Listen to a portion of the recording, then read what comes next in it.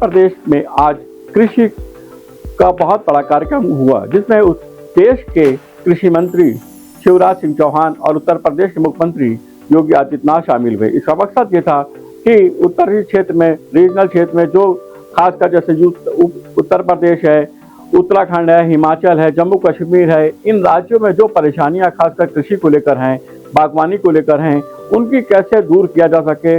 और क्योंकि उन्होंने कहा कि हर प्रदेश की अपनी अपनी समस्याएं हैं, अपनी अपनी चुनौतियां हैं, उनको समझने के लिए आज हम लोग सब एक साथ बैठे हैं ताकि हम लोग एक दूसरे के साथ सहयोग और साझा कर सकें।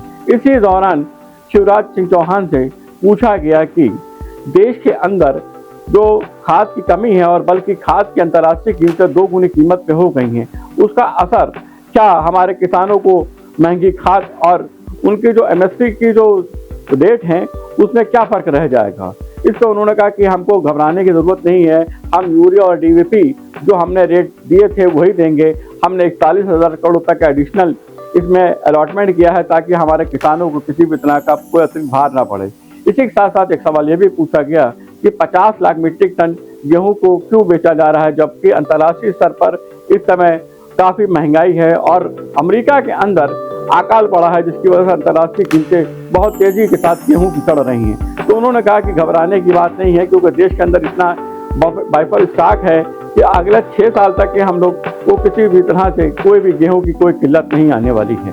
इन्हीं सब सवालों के साथ उन्होंने और भी सवालों का जवाब दिया। 40 करोड़ भारतीयों के लिए पर्याप्त खाद्यान्न उपलब्ध कराना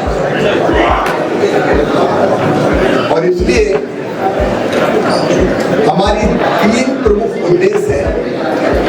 एक, देश की खाद्य सुरक्षा सुनिश्चित करना, दूसरे, किसानों की आजीविका बेहतर करके उनकी आय बढ़ाना, और तीसरे, पोषण युक्त खाद्यान्न जनता को उपलब्ध कराना।